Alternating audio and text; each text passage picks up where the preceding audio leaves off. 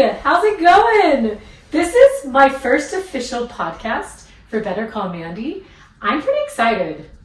We got Trent here today, Trent Rogers. Thanks for having me, Mandy. Yeah. Glad to be here. This guy's amazing, so I'm super excited. And we were just talking, do we look at the camera? Do we look at each other? We're going to figure this out. So you're going to figure this out with us, so it's super fun. So Trent, I'm going to let you start out by introducing yourself and just a little bit about yourself. Great. Sounds good. Again, I appreciate the opportunity to be here. My name's Trent Rogers, and I work for Century 21 Everest. I'm a real estate agent, and before I got into real estate 15 years ago, I was a general contractor. So I've always had an emphasis or focus on real estate, and excited about that. And there are a lot of other things in life that excite me as well. So thanks for having me. Tell us quickly what excites you as well as that. I think it's fun to see the full trend.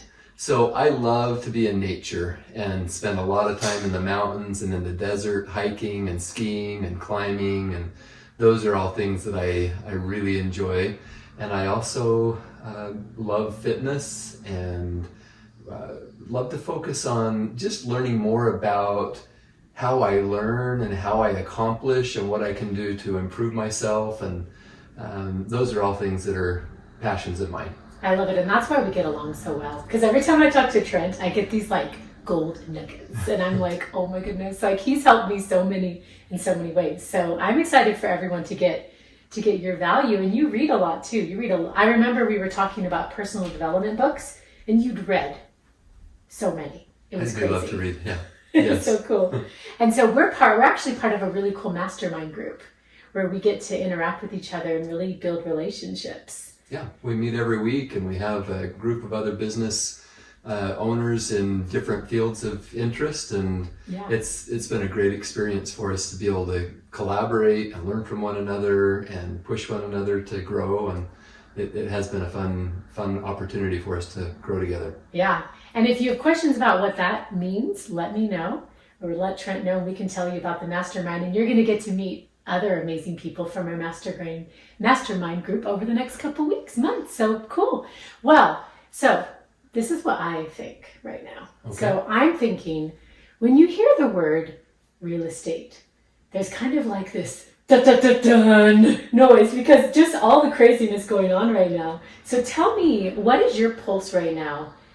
Like, how long have you been in real estate, and what's your pulse right now with real estate? Yeah, so I've been a real estate agent focused specifically on buying and selling real estate for 15 years now. Okay. It's been around the block. I agree. I do think that all of us respond differently to different subjects, and sometimes we feel overwhelmed with things, and some people excel at this, and this is their game. As far as my pulse in the market right now, it's definitely changing. We've experienced these last 2 years, something that I don't think we'll ever experience again in my lifetime, with the values going up as fast as they were. Yeah. Especially in Utah, right? Yes, probably a once in a lifetime kind of experience. And really, I think we've shifted back more to a normal market. Interest rates have gone up significantly, so buyers, I think, now are kind of wondering, what do we do about affordability? And it's important, I think, to keep in mind that we probably won't see the interest rates that we saw in a few years ago over the last several years again in my lifetime. I think we probably won't see that again. They were artificially low, pushed there by different things in the economy and by the government, and I don't know, but we probably won't see that again. And so this may be the new normal. Okay. We may be just adjusting to something that's new again. Certainly, I'm hearing a lot of talk about interest rates starting to come back down, and I do think that will happen. I don't know how long they'll stay there. Really, I think in my mind, there's an opportunity in almost every market to make the right decision. If someone buys a house right now and interest rates go down, the fortunate thing is we have refinances. Right. And we can refinance and get into a better rate. And that's certainly something that I think can be beneficial for a lot of people. If they go up, then you made the right choice. You got in while the rates were down. And so there are some things that work in our system that allow us to make adjustments. And sometimes people move and they have to get out of their house. Okay. And so there's a lot of things that can happen, and everybody's circumstance is different. But it's a fun thing to talk about. I know. Well, I just think I thought it was so timely for you to get to really interview you today, Trent, because I think a lot of people are being told certain things. And I talk to a lot of people about, a lot of people will say, their dream. I ask a lot of people, what's your biggest goal or dream to create this year? Or just what's your biggest goal, dream? And I would say more than half the people I talk to say they want to buy their dream house. They want to get into their home. And I'll ask a little bit of questions around it, and there's this sense of like nervousness or what to do next. So what advice do you have to that first home buyer that's like waiting for some sign from the heavens to buy a house? Like what advice would you give them? I think there are lots of things that come to mind here, but it's difficult to know how to time the market. I think in real estate, most people I talk to feel like they want to time the market. Like we want to move at the most opportune time. And I was listening to a podcast just in the last few weeks where another real estate agent was talking about his investment strategy in the stock market. And he said, I don't try to time the market. I buy every day. He has a very specific strategy, and he says he buys every day, whether the market's moving up or down. He never tries to time the market. And it just made me think about the number of times I talk with people every day, obviously, about real estate. And so many times I'm talking with someone who's either a first-time home buyer or an investor, and they say, oh no, I'm not going to buy in this market. So 2 or 3 years ago, people were telling me there's no way I'm going to buy in this market. We're about ready to crash. Oh my goodness. And values have gone up by 25, 30% since then. Such a good example. People back in that time were selling their homes because they thought we were at the peak and stayed on the sidelines and rented because they wanted to wait till the values went down. Timing real estate is very much like timing the stock market. We can sit on the side and not take advantage of what's really happening in the market. It goes up. Yeah. Sometimes we get little dips, but overall, values go up. And in my opinion and my experience, the safest thing is to be in the market rather than be outside waiting. Yeah, I like that. That's a really good tip. So what's like the biggest mistakes you see people making when they're buying houses or selling houses? Give people some secret sauce for 15 years in the industry. I think there are a lot of mistakes out there. In my mind, the best thing that we can do is look for something that's going to work for you. We have a common friend, someone who's in our networking group, who bought his first property. He went to work for someone who owned a lot of apartments. And by having that boss who owned a lot of apartments, he started to learn about that, had a desire to do what his boss had accomplished. And so he bought his first property. And he's told me several times when he bought that first property, it didn't cash flow. So most of the books you read about real estate would say, make sure that you cash flow. Well, this friend of ours bought his first property and it cost him $400 a month for the first few years that he owned that property. Since then, he's been able to leverage that purchase and he now owns 24 units. And that's crazy. Very close. He's 52 right now. Wow. So he's very close to being able to retire. Sometime within the next 5 years or so, that is so he'll cool. have enough income coming in from those properties. Wow. And he says the hardest one is the first one. Yeah. You've got to get into that first one, let some time pass and let it get into its position, and then you can buy property. So there's lots of advice out there, and it's all good. I think the key thing is not to let little things get in the way of getting started. Yeah. It's important to make sure that you're in a position where you can afford to buy real estate, whether it's for your own residence or as an investment. The market can go down, and you've got to have some kind of a buffer, some kind of a reserve account that you can draw from if you need to. And so one of the things that I've learned in real estate is that you've got to have some ability to stick with things when it gets hard, because it does. It does get hard. But I don't know of any tool that's more effective in creating wealth than real estate is. And Interesting. I don't think it's the only way to create wealth, but I certainly think it's a great way for people to do that. And most of the people that you talk to who have achieved, some independence financially would point to real estate being at least a part of that portfolio. And I've always heard you can't, it's not the short game, right? It's the long term. Yeah, and there are strategies that are short-term strategies. Sure. People flip properties and things like that. That's true. People flip. Usually short-term strategies are viewed as a higher risk. Makes sense. And so I wouldn't say that not to do that, but look at what your tolerance is for pain, how resilient you are, how much you have in reserve. Some of those kind of things are important considerations as you decide what's your real estate strategy. And for me, I've decided that I'm more into a medium to long game strategy than I am in flipping properties. Even with the construction background, that's not the direction that I've chosen to go so far, but that's not to say that I wouldn't take an opportunity if it was in front of me. That's really cool. I really appreciate your wisdom, and I feel like this gives people so much value, because you hear glimpses of everything, but it's hard to know. But from somebody who's been through it, I think it's so valuable. Well, I love it. So another question I have for you is, you read a lot of personal development books. Mm-hmm. What would you say is, like, if you could pick like one or two books that have really helped you in your life, like with your career, what's helped you? What books have really been pivotal? There have been a lot. Well, we just finished... Not putting you on the spot. Yes, but that's okay. We just finished reading a book called Atomic Habits together with our networking group. And I really enjoyed... first of all, the thing that I like the most is just learning to understand myself. Yeah. When an author writes about something, a principle, and I can observe that in myself and say, gosh, I do that.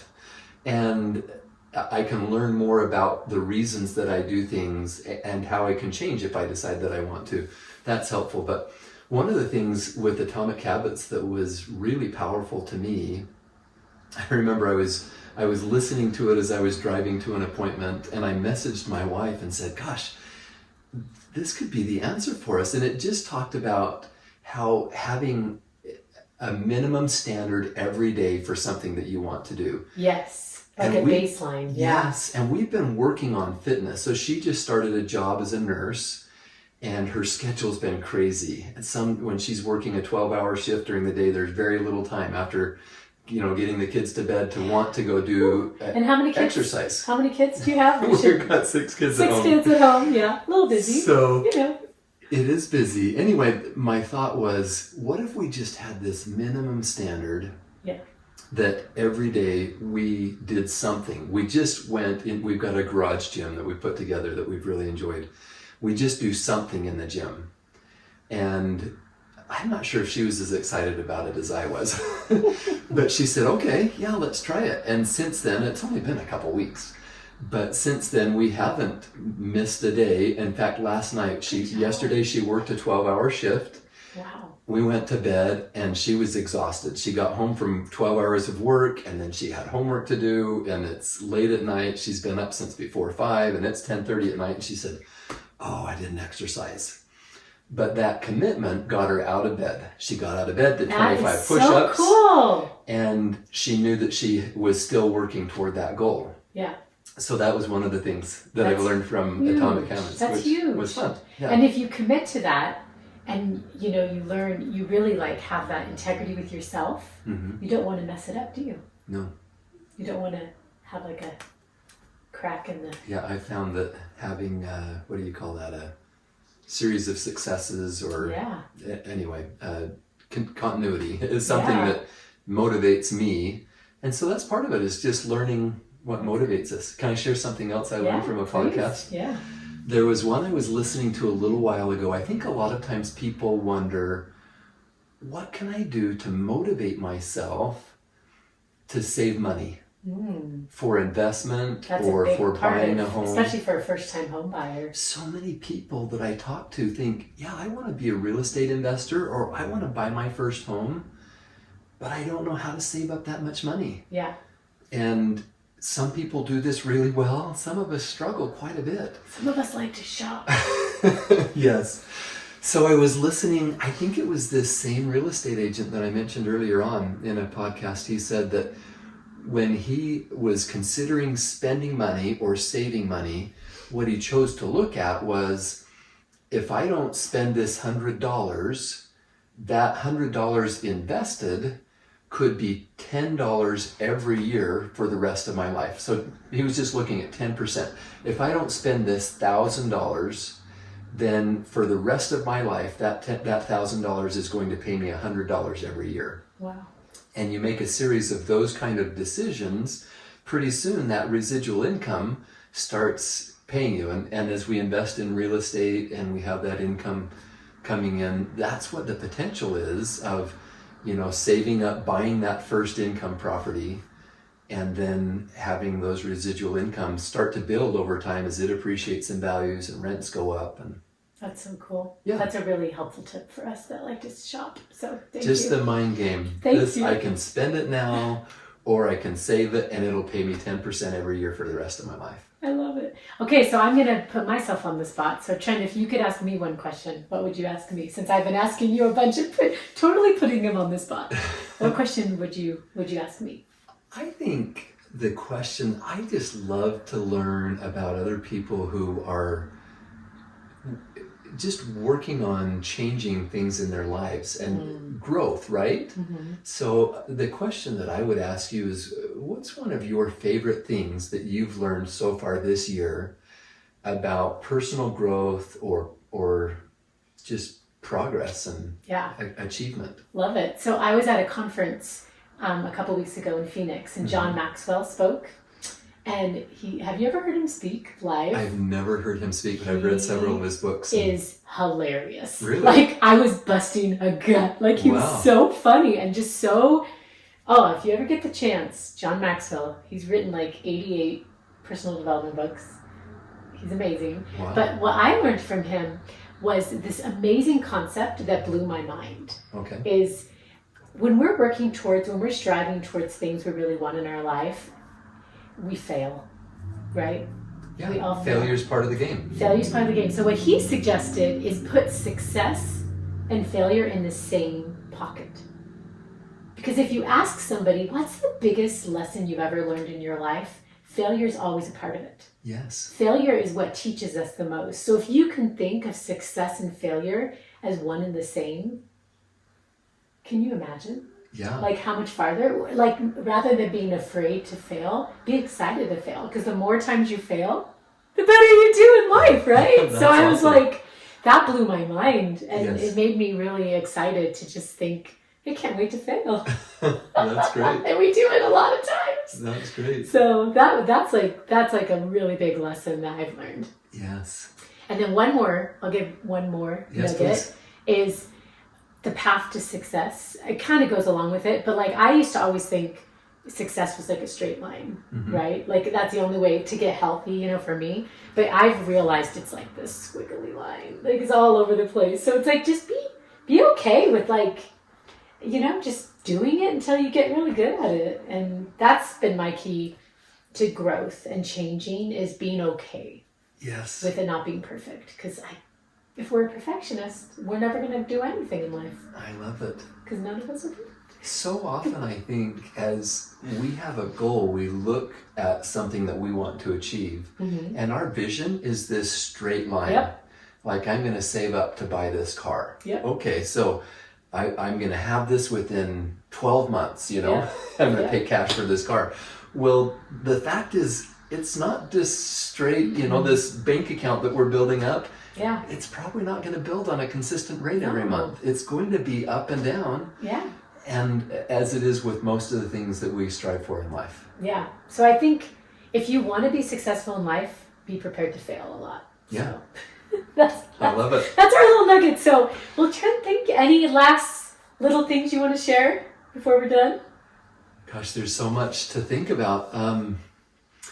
I think in general, first of all, I appreciate the opportunity. Yeah. And I look at what you're doing with your business, and it's so meaningful. I just look at people that I interact with every day and how important health is, being able to do the things that we really dream of doing, and our health and our body image, all of these things are such a big part of being able to do that. And so I love what you do with your business, and I really admire your ability to listen to people and their needs and really just focus on what's most important to them. You're not focused on making a sale as much as you are on educating and sharing what you have, and if it's a good fit, that's great. And if not, you're there when they decide that it is a good fit. Well, yeah, and that's fantastic. And I just really quick to share. I learned early on, you can't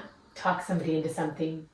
They have to be ready. Yeah, that's true. I'm not in the line of sales where I'm trying to like make a sale, because if I did, I would fail. Yes. And not in a good way. It would be a bad fail, because it would mean I was making it about myself. And you're right, it's about the other person. 100%. Fortunately, and you've already learned that lesson. And I see that in real estate as well. Yes. Like, and I believe that with you is like you know, if somebody is open to ask your opinion, you're going to give them the honest opinion rather than just what you want, what's in your best interest. I've heard you share experiences about that. So if you're looking to buy a house in Utah, right? Yes, Utah, that's where I'm licensed. Utah County, or just anywhere in Utah? Yeah, just about anywhere. I work a lot in Utah County, Salt Lake County, some up in Wasatch County and Summit County. So it's even up in Davis County I've gone. So cool. Yeah, there's Utah. definitely opportunity to help people anywhere. And if you have questions, I'm happy to answer questions. And if I'm not the right fit, we can always find someone that we can refer you to who is a great fit for you. And I love it that he just said that. That says a lot about him. And advice. I feel like the golden nugget of today was don't wait. Best advice is it's you know what I mean? It's like it is going to be how it is. And that story you shared about like how much it increased by they just waiting. It's such a poignant example of don't wait. I think that's a really good point. I would just say that if you feel like it's the right time to move, don't sit on the sidelines because you don't think the market's ready. Yeah. Let's look at what's right for you. Yeah. And if it's the right time, you'll know that it's the right time. If you find the right home that you want to buy, don't pass it up. Yeah. Because the interest rates aren't quite right or whatever. If you can figure out a way to make it work, step in and do it. And if it's not the right time, that's okay too. Yeah. But I just wouldn't let the market be the thing that dictates when or how you achieve your dreams and goals. Makes sense. Well, thank you for listening today, and I will definitely put Trent's information on the page, so you'll get all of his information, and if you can reach out to him, and he would love to give you any advice or help. So awesome! Thanks, Trent. You're awesome! Yay! Yay! We finished. That was fun. That was fun. That was fun. Super. Yeah. Awesome. We're done, Richard. Should we turn these off? I'll let him just handle it. Yeah. Okay. It's kind of his baby. Hey, don't stand on the He won't stand on your stuff. So yeah, we can definitely set up whenever you're ready. We can set up a time to do it. I was just thinking, I was like, Richard's like, why don't you invite